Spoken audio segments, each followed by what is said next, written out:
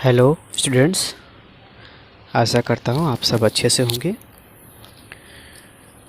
आज मैं आपके लिए जिस लेसन का एक्सरसाइज लेकर आया हूँ वो स्टैंडर्ड फोर्थ का है। उसका नाम है it's only a matter of practice. Lesson number 6 है, इंग्लिश बाल भारती का, महाराष्ट्र बोर्ड का। चलिए शुरू करते हैं। पहला क्वेश्चन है, write the answer to the following question. आपको क्या करना है, आपको आंसर लिखना है जो क्वेश्चन पूछा गया है।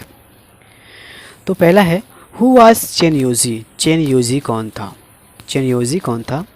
तो Chen Yaozi was a very skilled archer who could perform wonderful feats of archery. तो चेन योजी क्या था? एक बहुत ही कुशल अच्छा आर्चर था, मतलब तीरंदाज था, जो धनुष बाण चलाता है उसको बोलते तीरंदाज था। Who could perform wonderful feats of archery, जो बहुत ही कुशलतापूर्वक क्या करता था? आर्चरी मतलब धनुष बाण चलाता था, तीरंदाजी करता था। तो चेन योजी क्या था? एक बहुत ही स्किल्ड कुशल धनुष बाण चलाने वाला था, जो कि बहुत अच्छी तरह से अपनी कुशलता को सब लोग के सामने दिखाता था। ठीक है, ये हो गया।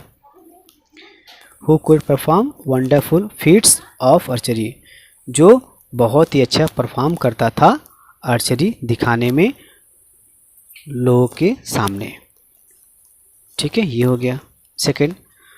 तो समझ में आया ना? चेन योजी क्या था? एक बहुत ही बढ़िया तीरंदाज था जो परफॉर्म करता था आर्चरी का बहुत ही आश्चर्यचकित ढंग से। What did Chen Yaozi like. Chen Yaozi को क्या पसंद था? आंसर है, Chen Yaozi like to show off his skill. Chen Yaozi को अपनी स्किल को, कुशलता को दूसरों को दिखाना पसंद था। टू द एडमायरिंग क्राउड, मतलब भीड़ के सामने। डैट गैदर्ड अराउंड हिम, जो उसके चारों ओर इकट्ठा होती थी। मतलब चेन योजी को अपनी स्किल को लोगों के सामने, भीड़ के सामने दिखाना बहुत पसंद था, जो उसकी बहुत तारीफ करते थे। तो Chen Yaozi like to show off his skill to the admiring crowd that gathered around him, मतलब उसके चारों ओर जो भीड़ इकट्ठा होती थी उनको वह अपनी स्किल दिखाना उसको बहुत पसंद था। किसको? चेन योजी को। What did the old man say. What did the old man say, old man ने क्या कहा था बूढ़े आदमी ने? The old man said it just a matter of practice. Old man ने क्या कहा था? यह केवल एक अभ्यास की बात है। Just a matter of practice, ये क्या है? जस्ट मैटर ऑफ प्रैक्टिस है। ओके, नेक्स्ट पढ़ते हैं। What could the old man do, describe it in one sentence. वो बूढ़ा आदमी क्या करता था उसको एक सेंटेंस में बताओ। The old man could pour oil into a gourd through a hole in a small coin. मतलब जो बूढ़ा आदमी था वो लौकी में एक होल से तेल भरता था। Without the oil touching the coin, मतलब और वो इस तरह से उस लौकी में तेल भरता था कि कॉइन जो सिक्का था, सिक्के के अंदर जो छेद होता है उसमें थोड़ा सा भी ऑयल टच नहीं होता था।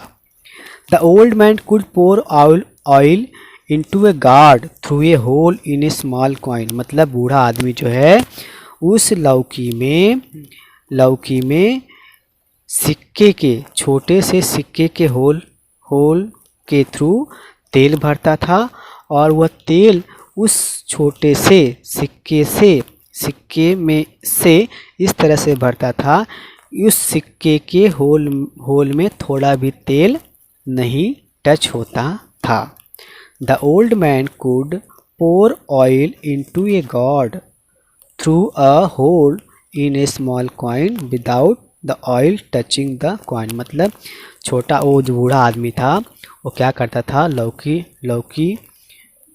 था, लौकी जैसा एक बर्तन था उसके पास जो लौकी से बना हुआ था, और उसके ऊपर छोटा सा कॉइन रखता था। कॉइन में एक होल रहता था, कॉइन में एक होल छोटा सा होल बना रहता था। उस होल में से तेल को वह उस गाढ़ लौकी में भरता था, और इस तरह से भरता था कि वो छोटे से सिक्के में जो होल बना हुआ था उस होल में थोड़ा सा भी ऑयल तेल टच नहीं होता था। What does Chen Yaozi tell the old man at the end. Chen Yaozi ने लास्ट में उस आदमी से क्या कहा, उस बूढ़े आदमी से क्या कहा। एट द एंड अंत में Chen Yaozi told the old man, Chen Yaozi ने बूढ़े आदमी से कहा, you have taught me something important today. आज आपने मुझे बहुत ही इम्पॉर्टेंट चीज़ सिखा दी। चेन योजी ने लास्ट में उस बूढ़े आदमी से कहा कि आपने मुझे आज बहुत ही इम्पॉर्टेंट बात सिखा दी। You have taught me something important today. आज आपने मुझे बहुत ही इम्पॉर्टेंट बात सिखा दी। चलिए इसके बाद फिर देखिए, यहाँ पे देखिए, use the following words in sentence of your own. मतलब आपको सेंटेंस बनाना है, यहाँ पे वर्ड दिया है। शो ऑफ मतलब क्या होता है, कोई चीज़ का दिखावा करना, दिखाना। Rohan wanted to show off his new cycle to his friend. मतलब रोहन को अपने दोस्तों को नई साइकिल दिखाना बहुत पसंद था। हाँ, शो ऑफ मतलब दिखाना, शो ऑफ करना। अनॉयड मतलब गुस्सा करना। The teacher was annoyed when she सा द अनटाइडी क्लासरूम। मतलब टीचर को बहुत गुस्सा आया जब उन्होंने क्लासरूम को अनटाइडी मतलब गंदा देखा। अनॉयड मतलब गुस्सा होना, ठीक है। टीचर को गुस्सा आ गया जब उन्होंने क्लासरूम को अनटाइडी मतलब गंदा देखा। फिर डाउट मतलब शंका। We must not doubt other without reason. मतलब बिना किसी रीजन के हमें किसी पर शंका नहीं करनी चाहिए। We must not doubt other without reason. बिना किसी कारण से हमें किसी पर शक नहीं करना चाहिए।